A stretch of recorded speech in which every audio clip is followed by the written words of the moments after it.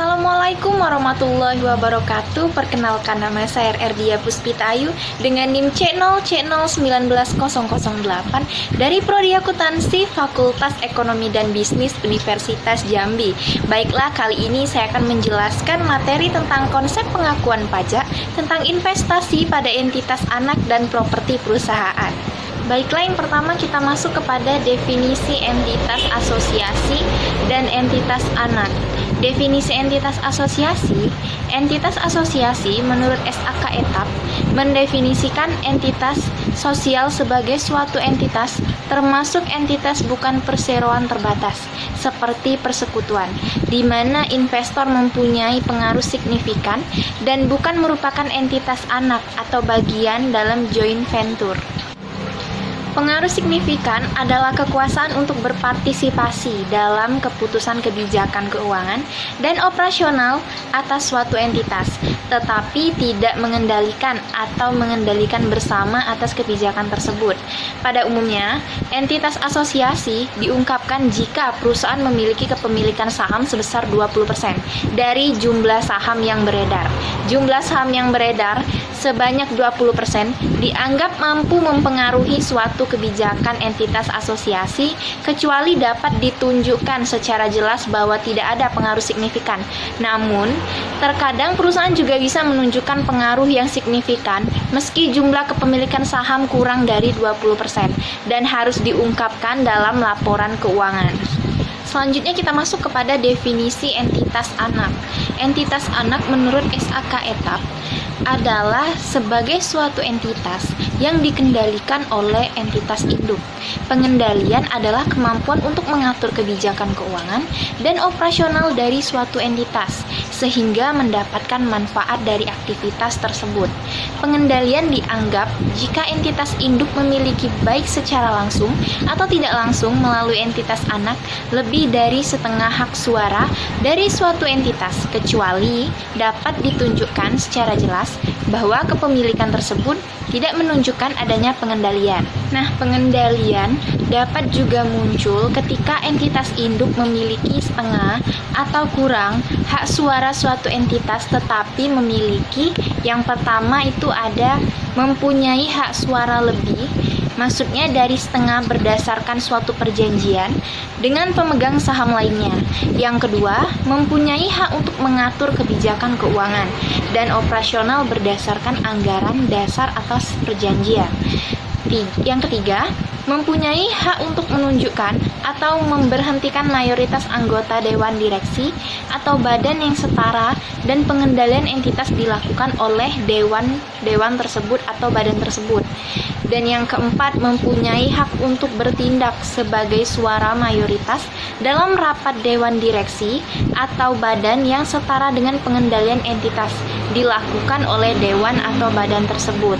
Investasi pada anak dicatat dengan menggunakan metode ekuitas. SAK ETAP tidak mengajukan dilakukan konsolidasi laporan keuangan. Investasi pada anak awalnya diakui pada biaya perolehan termasuk biaya transaksi dan selanjutnya disesuaikan untuk mencerminkan bagian investor atas laba rugi dan pendapatan dari beban entitas anak tersebut. Selanjutnya kita masuk kepada konsep metode biaya dan metode ekuitas. Konsep metode biaya. Metode biaya adalah metode pencatatan investasi yang pada awalnya perolehan investasi, investor mencatat investasi sebesar biayanya. Dividen maupun distribusi laba dicatat sebagai penghasilan. Namun apabila dividen yang diterima melebihi bagian investor, dipandang sebagai pemulihan investasi dan dicatat sebagai pengurangan investasi sesuai dengan pernyataan standar akuntansi keuangan atau PSAK nomor 13 tentang akuntansi untuk investasi. Secara akuntansi, metode biaya harus diterapkan oleh investor yang memiliki saham berhak bersuara pada perusahaan lain, baik secara langsung maupun secara tidak langsung dengan kepemilikan kurang dari 20%. Kemudian konsep metode ekuitas. Metode ekuitas adalah metode pencatatan investasi yang pada awal perolehan, investor mencatat investasi sebesar biayanya. Dividen maupun distribusi laba dicatat sebagai pengurangan akun investasi. Nilai investasi ditambah atau dikurang dengan bagian laba atau rugi investor pada perusahaan asosiasi setelah tanggal perolehan. Untuk investasi dalam perusahaan asosiasi diatur dalam PSAK nomor 15 tentang akuntansi untuk investasi dalam perusahaan asosiasi. Nah, metode ekuitas harus diterapkan oleh investor yang memiliki saham berhak suara pada perusahaan invest baik secara langsung maupun secara tidak langsung dengan kepemilikan 20% atau lebih. Secara akuntansi, investor dianggap memiliki pengaruh yang signifikan. Oleh karena itu, pengakuan penghasilan berdasarkan dividen yang diterima tidak dapat digunakan sebagai ukuran yang memadai untuk merefleksikan penghasilan diperoleh investor dari investasi dalam investasi, karena distribusi yang diterima tersebut hampir tidak ada hubungannya dengan kinerja investasi. Selanjutnya kita masuk ke ruang lingkup properti investasi.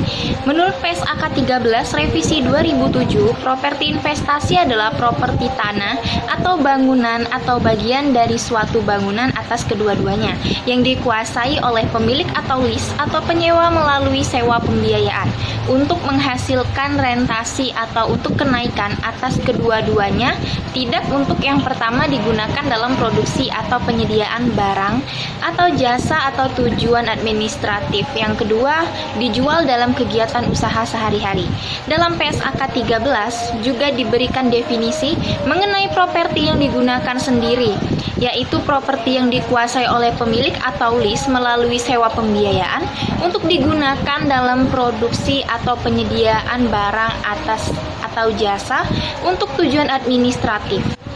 Nah, berikut beberapa contoh dari properti investasi, ada 4. Yang pertama itu ada tanah yang dikuasai dalam jangka panjang untuk kenaikan nilai dan bukan untuk dijual jangka pendek dalam kegiatan usaha sehari-hari. Yang kedua, tanah yang dikuasai saat ini yang penggunaannya di masa depan belum ditentukan. Yang ketiga, bangunan yang dimiliki oleh entitas atau dikuasai oleh entitas melalui sewa pembiayaan dan disewakan kepada pihak lain melalui satu atau lebih operasi. Dan yang terakhir, yang keempat, bangunan yang belum terpakai tetapi tersedia untuk disewakan kepada pihak lain melalui satu atau lebih sewa operasi. Apabila bagian properti tersebut dapat dijual secara terpisah atau dapat disewakan kepada pihak lain secara terpisah melalui sewa pembiayaan, maka entitas harus mencatat kedua bagian itu secara terpisah, yaitu bagian pertama sebagai investasi dan bagian kedua sebagai aset tetap. Dan apabila bagian properti tersebut dapat dijual secara terpisah atau dapat disewakan kepada pihak lain secara terpisah melalui sewa pembiayaan, maka entitas harus mencatat kedua bagian itu secara terpisah. Baiklah, itulah tadi penjelasan materi dari saya seputar konsep pengakuan pajak tentang investasi pada entitas anak dan properti perusahaan. Semoga video ini bermanfaat bagi yang menonton dan yang mendengarkan. Apabila saya ada salah kata, saya mohon maaf. Terima kasih. Wassalamualaikum warahmatullahi wabarakatuh.